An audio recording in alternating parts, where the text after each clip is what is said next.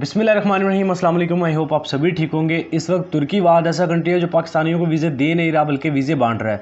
बहुत golden chance है। तो आज की वीडियो में डिस्कस करने वाले हैं कि आप तुर्की का विजिट वीज़ा कैसे अप्लाई करेंगे, कौन कौन से डॉक्यूमेंट्स लगेंगे, कितना आपका खर्चा आएगा और आप तुर्की में जाके उस विजिट वीज़ा पर जाके अपने लिए 1 साल की TRC कैसे अप्लाई कर सकते हैं और कितना आपका टोटल एक्सपेंस लगेगा, सारी को कवर करेंगे। वीडियो पूरी देखें ताकि A to Z सारी चीज़ें आप आसानी समझ सकें। सबसे पहले तो बात करते हैं विजिट वीज़ा की। अच्छा यार, जो लोग वाकई तुर्की के विजिट वीज़ा में इंटरेस्टेड है वो डॉक्यूमेंट्स को लिख लें, इसमें आपको आसानी होगी। डॉक्यूमेंट्स में सबसे पहले आपको वीज़ा एप्लीकेशन फॉर्म चाहिए जो कि तुर्की के विजिट वीज़ा के ऑफिशियल वेबसाइट से आपको मिल जाएगा। डिस्क्रिप्शन में उसका लिंक भी आपको मिल जाएगा। उसको आपने फिलअप करके उसका प्रिंट निकलवा लेना है। दूसरे नंबर पे आपको FRC यानी फैमिली रजिस्ट्रेशन सर्टिफिकेट चाहिए और इसके साथ आप मैरिज सर्टिफिकेट भी आपको चाहिए।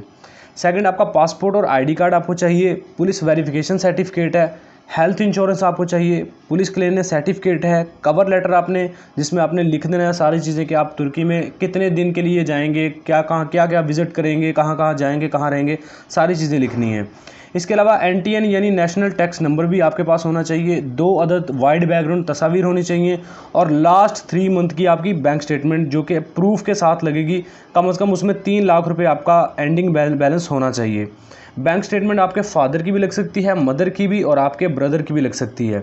चाचू मामू या कज़न वगैरह की नहीं लगेगी, सिर्फ आपके जो खूनी रिश्ते हैं, क्लोज रिश्ते हैं, उनकी लगेगी। अच्छा, ये डॉक्यूमेंट्स बना के जब आपने जैरिस के ऑफिस चले जाना है या एम्बेसी में डायरेक्ट चले जाना है तुर्की की, वहाँ पे जाके आपने वो जब आप विजिट वीज़ा के लिए बताएंगे तो वो आपको एक फॉर्म देंगे जिसे इंटरव्यू फॉर्म कहते हैं। उसमें सारे वो सवाल लिखे होंगे जो कि आप ऑलरेडी दे चुके हैं कवर लेटर में। वहाँ पे पूछा जाएगा आप तुर्की क्यों जा रहे हैं, आप कहाँ कहाँ विज़िट करेंगे, कितने दिन कहाँ रहेंगे, तो सारी चीज़ें आपने वहाँ पे वो फॉर्म फिलअप कर लेना है। उसमें कोई मुश्किल नहीं है। वो फॉर्म फिलअप करके उस फॉर्म के साथ आपने ये डॉक्यूमेंट्स जो बनाए हैं, जो मैंने आपको बताए हैं, ये साथ अटैच करने हैं और 17,500 रुपया वीज़ा की फ़ीस है जो कि आपने वहाँ पे दे के अपने लिए विजिट वीज़ा अप्लाई कर लेना है। That's it. और 2 तकरीबन हफ्ते का प्रोसेसिंग टाइम रहता है और फिर आपको विजिट वीज़ा इजीली मिल जाता है। अच्छा, विजिट वीज़ा तो आपको मिलता है 15 दिन का। अब आप ज़्यादा देर तुर्की में स्टे करना चाह रहे हैं तो आप उसके लिए TRC यानी जो टूरिस्ट कार्ड होता है, टूरिस्ट रेजिडेंस कार्ड होता है, ये अप्लाई करना पड़ता है। यानी TRC ये 1 साल के लिए आपको मिलता है। ये अप्लाई करने के लिए आपने इमिग्रेशन जाना है तुर्की की, वहाँ पे जाके अंतोलिया में अप्लाई करें। इस्तांबुल में करेंगे तो ज़्यादा टाइम लगेगा और आप कोशिश करें कि अंतोलिया में करें। एनातोलिया में करेंगे तो वहाँ पे बेनिफिट ये आपको 1.5 से 2 महीने में TRC कार्ड मिल जाएगा। अब ये चीज़ है कि TRC कार्ड आप अप्लाई कैसे करेंगे। आपका तकरीबन TRC कार्ड अप्लाई करने के लिए $450 तक खर्चा आ जाएगा टोटली।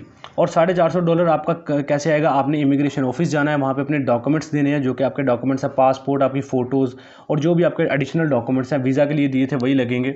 वो डॉक्यूमेंट्स आपने देने हैं और वहाँ पे इमिग्रेशन में जाकर TRC अपने कार्ड अपने लिए अप्लाई कर लेना है। अब काफ़ी दोस्तों के जहन में क्वेश्चन ये होगा, अच्छा TRC जो है इसको आप अप्लाई करने से लेके आपको मिलने तक तकरीबन 3 महीने का टाइम लग सकता है। अब काफ़ी दोस्त पूछेंगे कि यार 15 दिन का वीज़ा होगा तो हम 3 महीने तो इलीगल हो जाएंगे। तो ऐसा नहीं है। जब आप 15 दिन के, चाहे आप 15 दिन के या 10 दिन के विजिट वीज़ा पे गए हैं, जब आपने TRC अप्लाई करनी है तो वहाँ पे फिर गवर्नमेंट आपको एक फॉर्म देती है। उस फॉर्म को आपने, वो फॉर्म पे बेसिकली लिखा होता है कि जब तक आपकी TRC आपको मिलेगी नहीं तो आप तुर्की में लीगल ही हैं।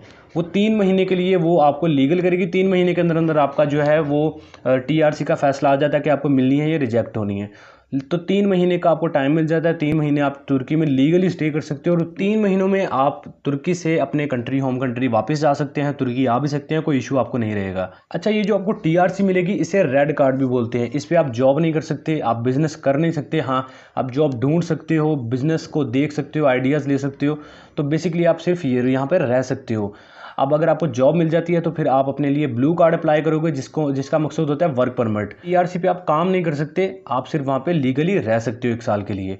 जॉब मिल जाए तो ब्लू कार्ड लेके आप वर्क परमिट लेके, यानी ब्लू कार्ड उसे कहते हैं, वो लेके आप जॉब भी कर सकते हो वहाँ पे। काफ़ी अच्छा वक्त है। तुर्की इस वक्त पाकिस्तान पे बड़ा मेहरबान है। वीज़े हर फ्रेश पासपोर्ट पे मिल रहे हैं, इजीली मिल रहे हैं। डॉक्यूमेंट्स बनाएं, विजिट वीज़ा लें, वहाँ पे जाके TRC अप्लाई करें, या फिर जो 15 दिन का आपको वीज़ा मिल रहा है उस ड्यूरेशन में आपको जॉब मिल जाती है, तब भी आप ब्लू कार्ड के लिए अप्लाई कर सकते हो। तो यार बहुत अच्छा चांस है इस वक्त। जो लोग यूरोप की ख्वाहिश रखते हैं, यूरोप नहीं जा पा रहे, तुर्की उनके लिए बेस्ट ऑप्शन है। तो आई होप इस वीडियो में कुछ ना कुछ आपको नॉलेज मिल गया होगा। आई थिंक ये वीडियो आपके फ्यूचर बनाने में कुछ ना कुछ आपके लिए हेल्पफुल रही होगी। वीडियो थोड़ी सी भी हेल्पफुल रही हुई तो लाइक कीजिएगा। चैनल सब्सक्राइब नहीं किया एवरी वीज़ा यूट्यूब चैनल को सब्सक्राइब करके बेल आइकन भी प्रेस कीजिएगा। तब तक के लिए अपना फैमिली का बहुत सारा ख्याल रखिए। Take care. अल्लाह हाफिज़।